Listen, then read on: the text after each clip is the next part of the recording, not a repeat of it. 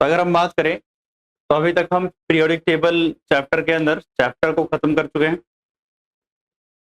अब जो हमारा टॉपिक है वो है कि भैया कुछ एनसीईआरटी के क्वेश्चन जो इम्पोर्टेंट क्वेश्चन है वो कर रहे हैं।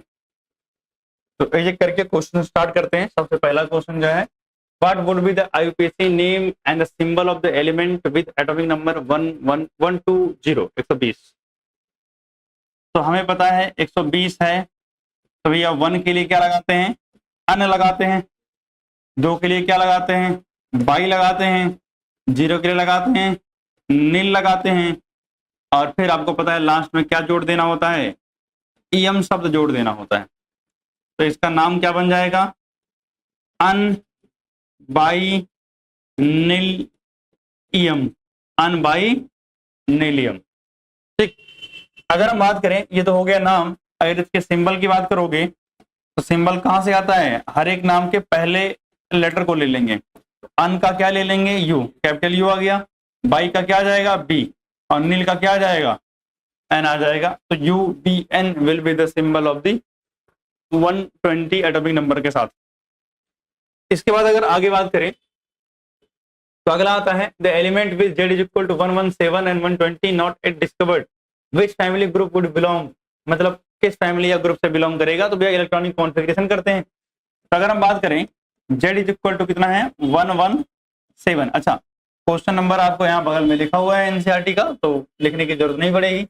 अगर हम 117 का इलेक्ट्रॉनिक कॉन्फ़िगरेशन करने जाएं तो भैया आएगा क्या, पहले रेडॉन, क्या आएगा, रेडॉन आएगा। उसके बाद अगर हम बात करें तो हमने पढ़ा था क्या आता है, एस एफ डी पी, यही तो होता है। अगर हम बात करें तो 7s होगा, 5f होगा, 6d होगा और 7p होगा। अगर रेडॉन की बात करें तो 86 तक ऑलरेडी हमने भर दिया है। तो अगर हम 86 के बाद 2 इलेक्ट्रॉन भरेंगे एस में तो कितना हो जाएगा, 88 एंड 14 इसमें भरेंगे कितना हो जाएगा, 102, कितना हो जाएगा, 102 हो जाएगा। और 10 इसमें भरेंगे तो कितना हो जाएगा, 112 एंड बचा कितना, 17 है ना। तो यहाँ डी में 5।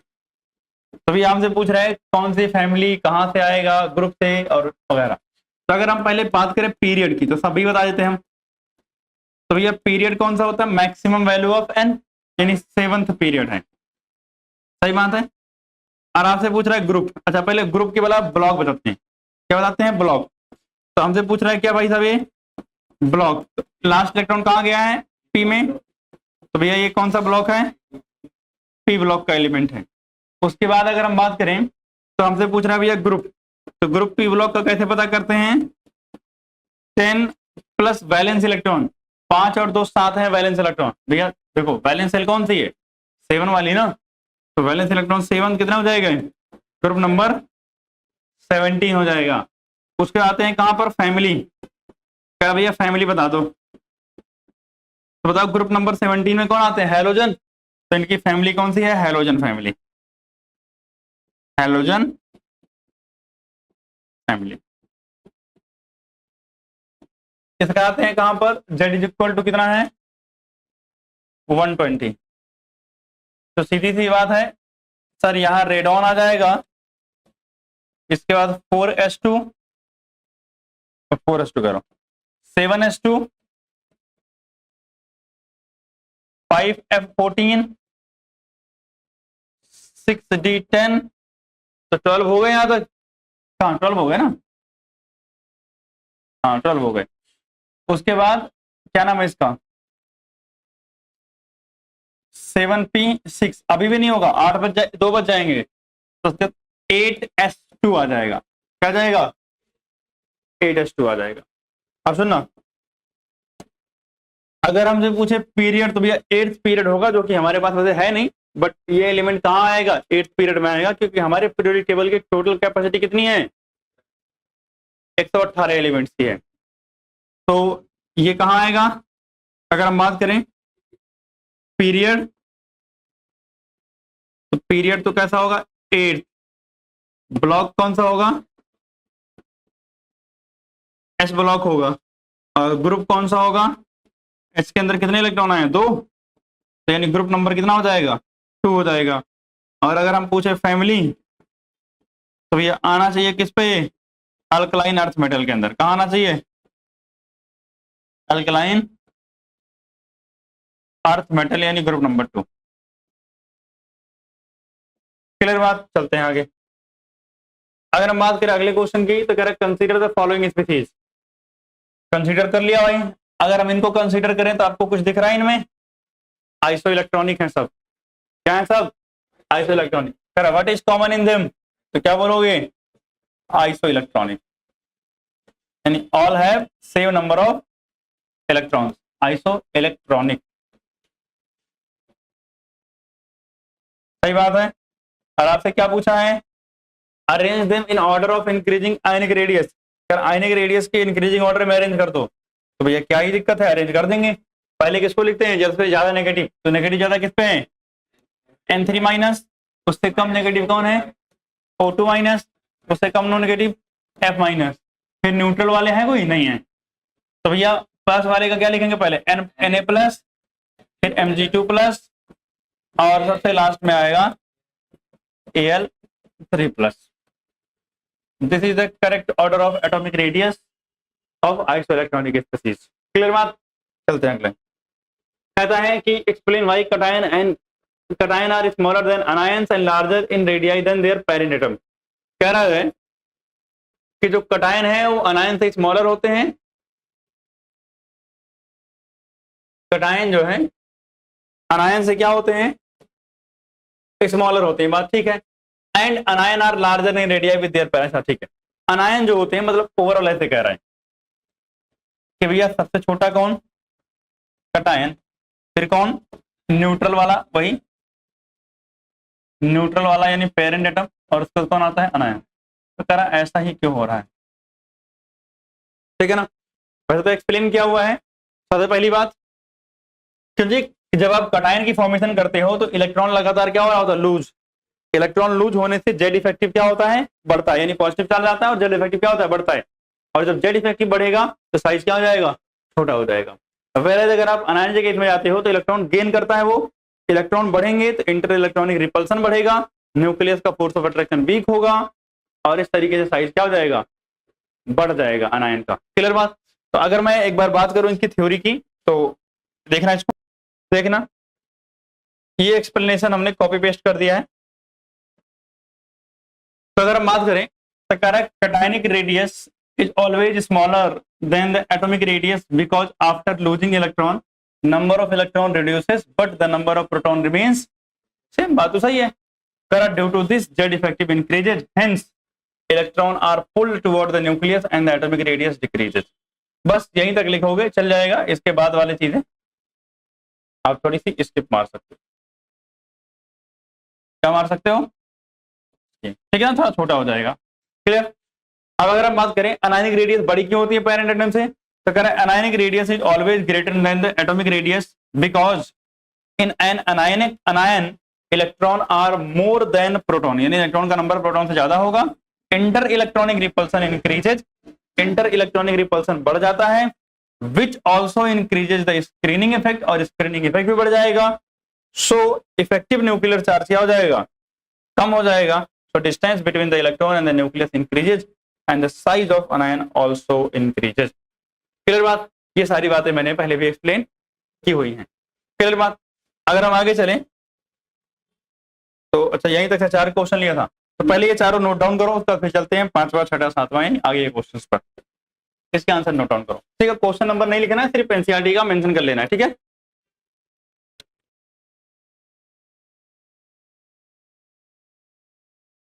तो अगर हम आगे बात करें, यानी 4th क्वेश्चन हो गए थे 4 क्वेश्चन, अब क्वेश्चन नंबर 5 की बात करते हैं।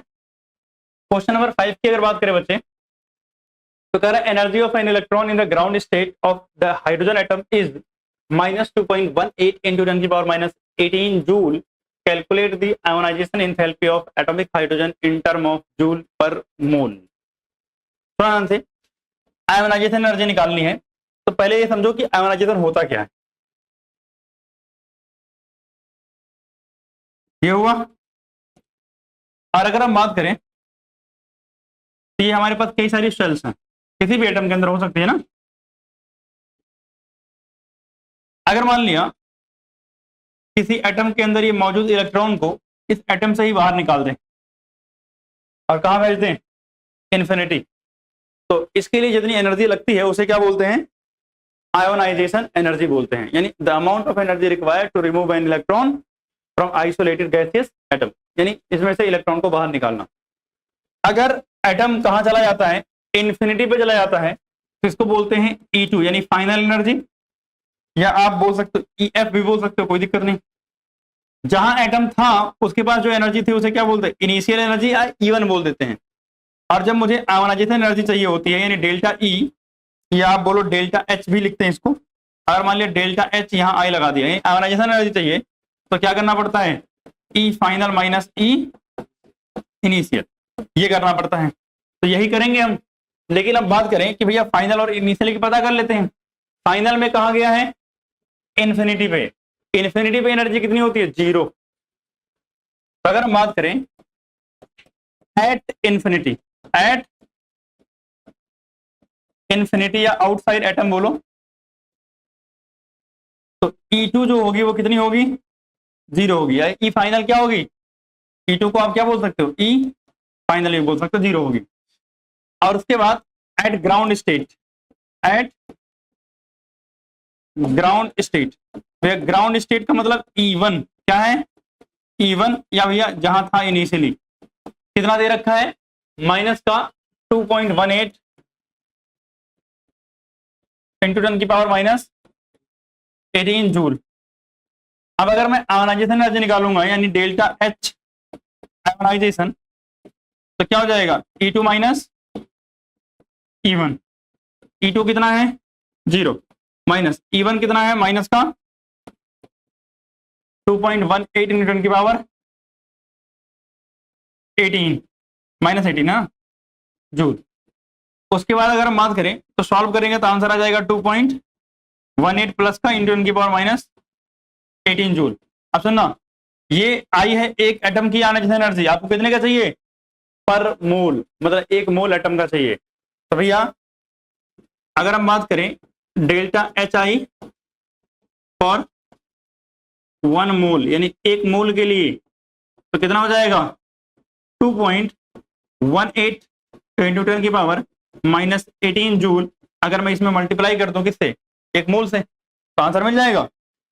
तो मोल कितना होता है, 6.022 इंटू 10 की पावर 23। अब अगर मल्टीप्लाई करो देखो कितना आ रहा है। सबसे पहले अगर बात करो तो ये से कट जाएगा, ये कितना बचेगा, 10 की पावर 5 ना।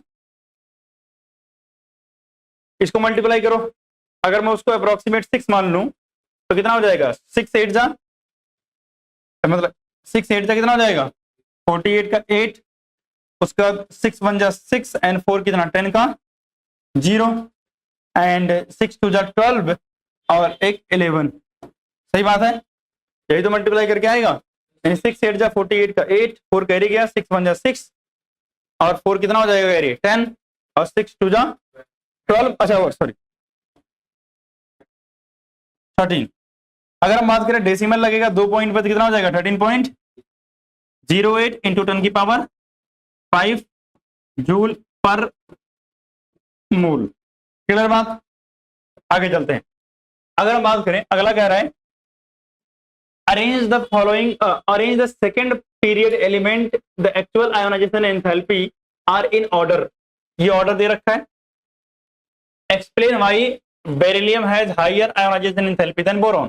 क्या ये मैंने एक्सप्लेन करवा रखा है, बिल्कुल करवा रखा है। अगर हम बात करें तो भैया ये गड़बड़ क्यों हो रहा है, तो हमें पता है इन केस ऑफ अगर हम बेरिलियम बनाएं और यहाँ बोरॉन बनाएं तो बेरिलियम का एटॉमिक नंबर कितना होता है बताओगे, 4, बोरॉन का कितना होता है 5। इसकी इलेक्ट्रॉनिक कॉन्फ़िगरेशन 1s2 2s2, इसकी 1s2 2s2 2p1। अब यहां कहां से निकालना है इलेक्ट्रॉन, p से। यहां कहां से निकालना है, s से। तो सिंस इन बोरॉन, किसमें, in boron electron are removed कहां से? From P,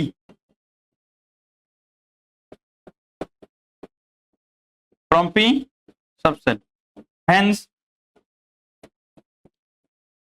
due to less penetration, less penetration या बोलो closeness to nucleus, it will be easier. क्या होगा? आसान होगा रिमूव करना। तो अगर रिमूव करना आसान होगा तो आयनाइजेशन एनर्जी क्या होगी? कम होगी। तो मतलब आई किसकी ज्यादा हो जाएगी? Ie1 बेरिलियम की ज्यादा हो जाएगी। किससे? Ie1 of boron. अब कह रहा है oxygen has lower ionization enthalpy किसके कंपेयर में? Than nitrogen and fluorine. पहले भैया नाइट्रोजन से कंपेयर करते हैं। देखो ध्यान से, एक तो बात क्लियर है कि सर जैसे हम अलोंग द पीरियड जाते हैं तो आयनाइजेशन एनर्जी क्या होती है? बढ़ती है। तो फ्लोरीन की तो ज्यादा होगी क्योंकि अलोंग द पीरियड में वो कहां आता है? राइट साइड में आता है। सही बात है। तो फ्लोरीन की ज्यादा होगी, ये तो बात क्लियर है। लेकिन ऑक्सीजन और नाइट्रोजन में गड़बड़ी क्यों हुई है? क्योंकि तो आजू बाजू में है। होना चाहिए था किसकी ज्यादा? ऑक्सीजन की। लेकिन किसकी कम ज्यादा हो गई? नाइट्रोजन की ज्यादा हो गई। ऐसा क्यों हुआ है? आपको पता है ऑक्सीजन और नाइट्रोजन का भी करवा रखा है। ऑक्सीजन का 8, तो 1s2, 2s2, 2p4, 7 तो कितना? 1s2, 2s2, 2p3। क्या है? Half filled configuration. हाफ किसकी वजह से? Due to half filled configuration.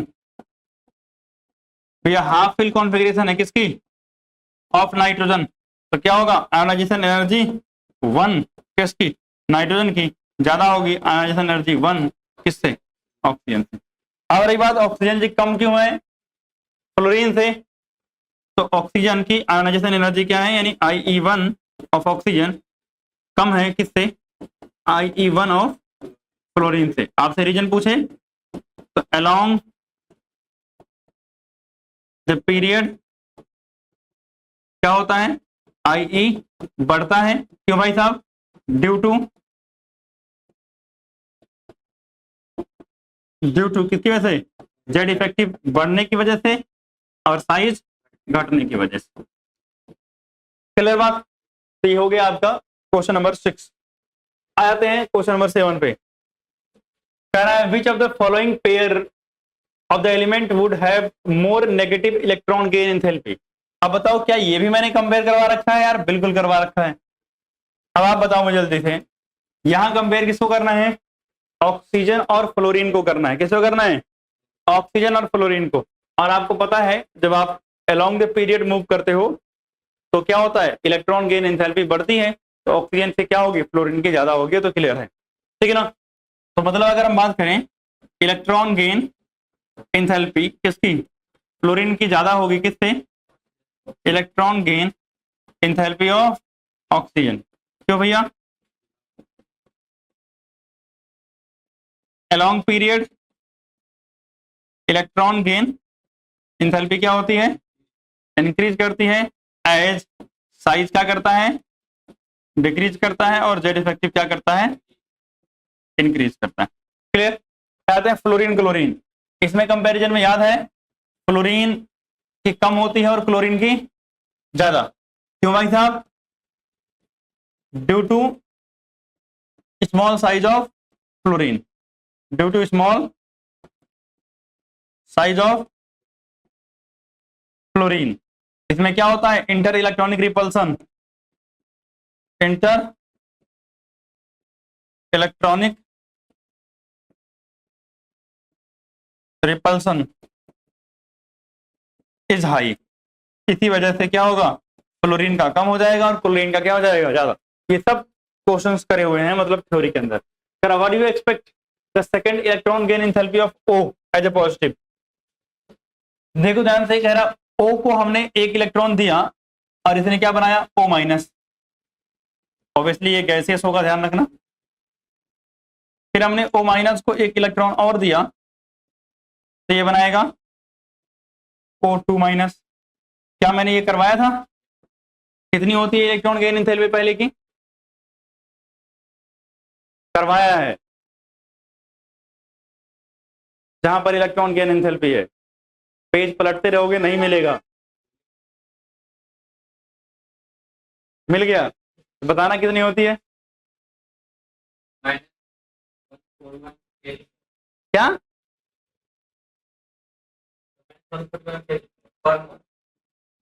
Minus का 141 किलो जूल है पर मोल। तो केजी नहीं पढ़ना पड़ेगा अगर घर से पढ़ के आओगे, ठीक। और दूसरा कितना था? प्लस, हाँ, 744 किलो जूल पर मोल। तो यही तो कह रहा है कि सेकंड वाली पॉजिटिव होगी। आपको बताना है क्यों, क्योंकि आपको पता है एक इलेक्ट्रॉन लेने के बाद क्या हो जाता है, क्या बताया था, इंटर इलेक्ट्रॉनिक रिपल्सन बढ़ जाता है due to gain of 1 electron inter electronic repulsion क्या हो गया, इंक्रीज हो गया। तो भैया अब अगर इसको ओवरकम करना है तो घूस देना पड़ेगा एनर्जी के फॉर्म में। तो क्या करना पड़ेगा, घूस देना पड़ेगा। तो क्या होगा, to overcome energy is required,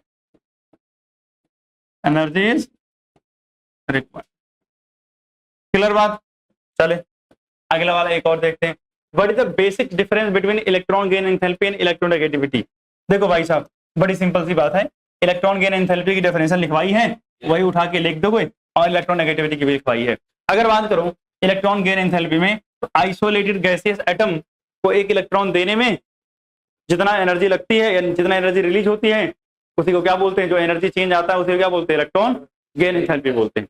where electronegativity, shared pair of electron को अपनी तरफ अट्रैक्ट करने की एबिलिटी को क्या बोलते हैं, इलेक्ट्रोनेगेटिविटी बोलते हैं। तो इलेक्ट्रॉन गेन एंथैल्पी क्या है, tendency of an isolated gaseous atom to accept the electron, ठीक है ना, उसे electron gain enthalpy. Where electronegativity, tendency of atom to attract the shared pair of electron in bonded, मतलब बॉन्डेड कंडीशन के अंदर share pair of electron को attract करने की टेंडेंसी को बोलते हैं इलेक्ट्रोनेगेटिविटी।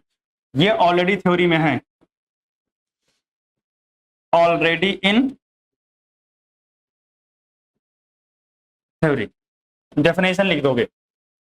अगर आगे चलें, कह रहा describe the theory associated with the radius of atom. अच्छा, कह रहा रेडियस के साथ क्या होगा, अगर गेन करे इलेक्ट्रॉन तो भैया गेन करेगा तो क्या बनाएगा, अनायन बनाएगा। ऑलरेडी लिखवा दिया अभी पीछे, क्वेश्चन नंबर कौन था ये बताना तो।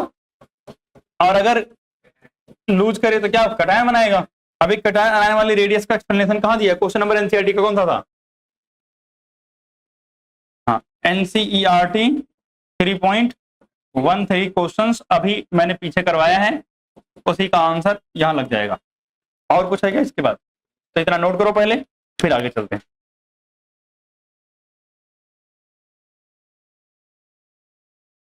नोट करो फटाफट जल्दी से, उसके बाद आगे चलते हैं, ठीक है। तो अगर हम बात करें अगले क्वेश्चन की, क्वेश्चन नंबर 11, एसपीडीएफ का जनरल इलेक्ट्रॉनिक कॉन्फ़िगरेशन लिखना है। तो भैया एस का क्या होता है, एनएस 1 से लेकर के 2, पी का क्या होता है NH2, NP 1 से लेकर के 6, डी का क्या बताया था NH2,